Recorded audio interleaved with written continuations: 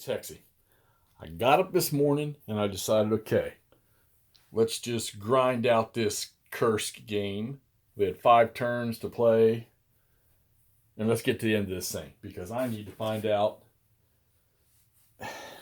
how this is going to work for the Germans. Don't mind any of that. That's just units those are my replacements for step losses. Um, as you can see from when I shot part 2 after 3 or 4 game turns, the bubble is no longer there anymore. All right. So I look at this picture here and I think to myself, okay, hey. And I realized that once I cleared the Soviets or Russian units out up here, I said, oh, wow, I'm going to be able to redirect forces now to potential weak points or potential points where the Russians are going to attack, because it tightened up this line here. So now instead of being stretched like this, the Germans can come across. That unit from the 2nd SS got into Kursk, and he stayed there for the duration. Threw out of supply, and which you attack a unit that's out of supply, you're going to get a 2-column shift for the attacker to the right. All right, but that's a strong unit. He's been reduced twice already. So, but he's 6 steps sitting in a major city.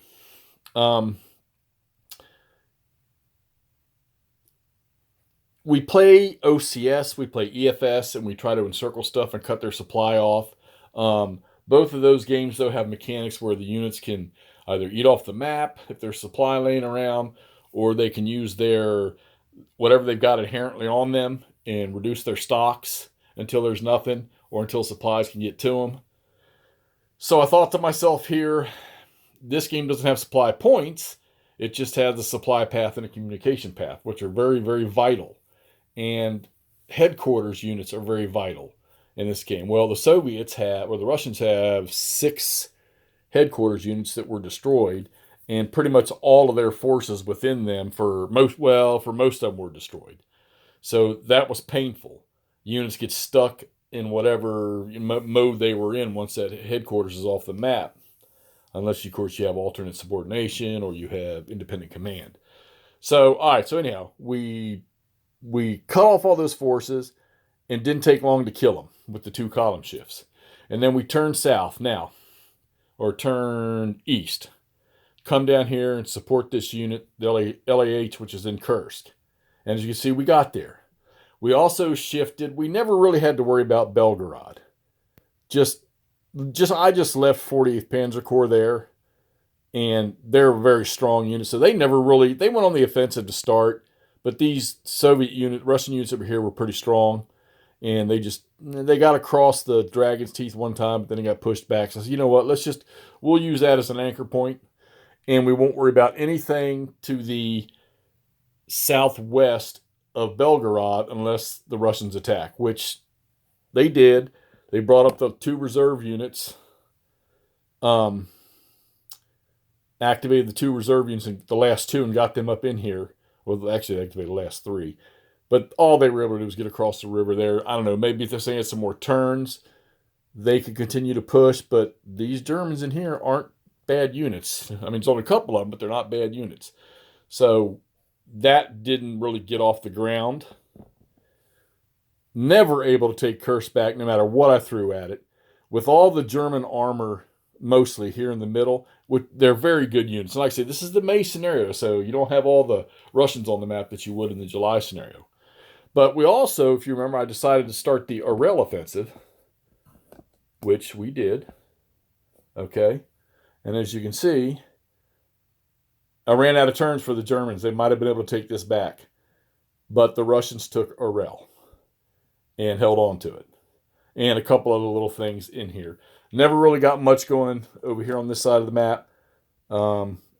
They attacked a little bit, but these Germans just threw them back over there because of the terrain and the Dragon's Teeth. And I think they were in static mode most of the time. And then once the pocket was gone, I was able to return these 2 alternate subordinated units back over here, these 2 armor units. So, and the ones in here for 2nd Panzer. So, if you want a mind bender of a game, this is it. It's either you just say, giddy up and go and attack. And you cannot if you spend your time focusing on trying to get as massive amount of numbers as you can into attacks, you're going to find out that the way I saw it from my perspective was you can't get enough attacks going on. Now you can use these mechanized units in the overrun, but you get a 2-column negative shift on overrun. So you get a unit that's in any kind of good terrain or behind these dragon's teeth or whatever, you're not going to get the numbers. And when I said you needed to have, you need to be in at least that 43 column, probably even higher if you want to assure a decent effect, because a lot of times the attacker, which would make sense, the attacker is going to take more losses than the defender. Okay, so who does that benefit? Well, quite frankly, none, because the Germans don't have enough units and the Soviets don't have enough powerful units. So that's why I think they were failing to take Kursk back in some of this area in here, because the German panzer divisions have very good step values for the defense number. And so does their infantry compared to the Russian infantry.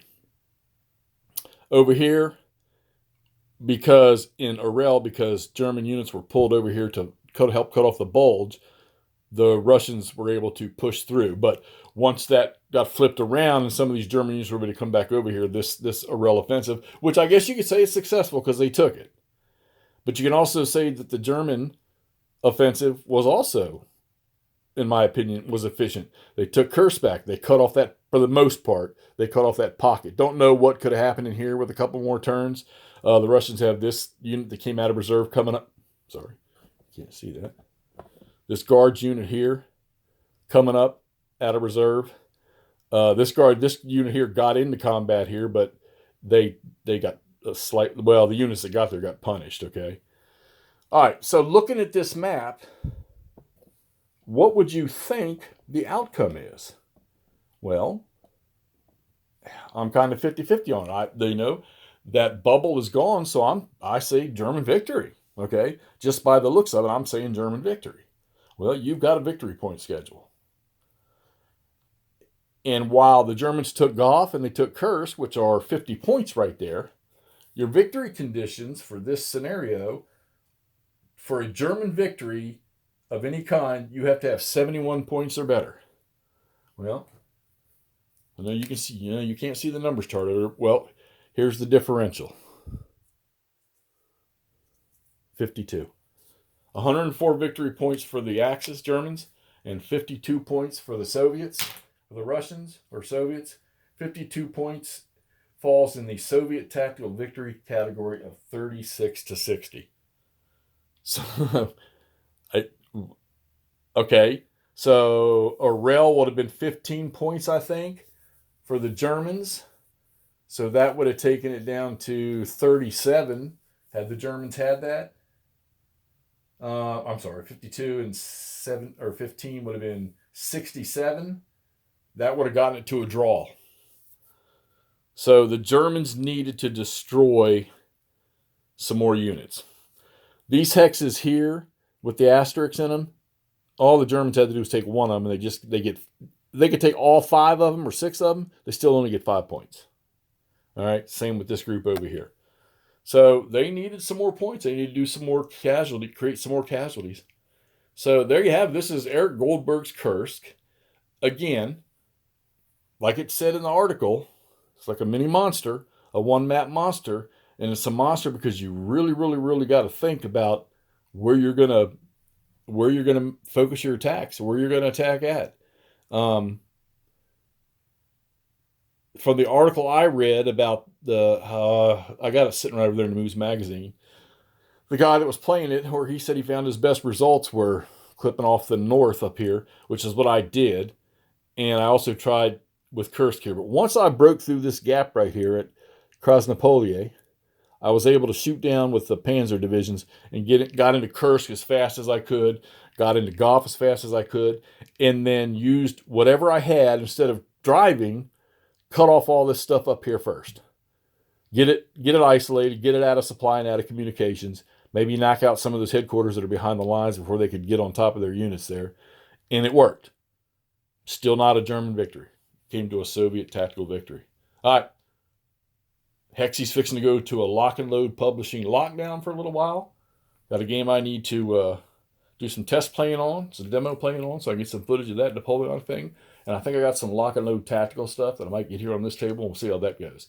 All right, Eric Goldberg's Kursk SPI 1980. If you got it and you want to work the brain a little bit, get it out. Whatever this designer was after in this game, I tell you, whatever he was after, I think he got a good one here. And this is, like I said, this is 1980. And I don't know if there's a newer. I think somebody was telling me there were newer versions of this. And I know there's other games that have it, so I may have to do some digging because I didn't know what to think at first. But after I started chugging along today, I was like, okay, this thing here can really test you, and it was good play. All right, wrap this up. Enjoyed it. Get it out, play it yourselves. Let me know what your results were. If you have played it, tell me what you did, how it worked out for you, and we'll talk to y'all soon. See you.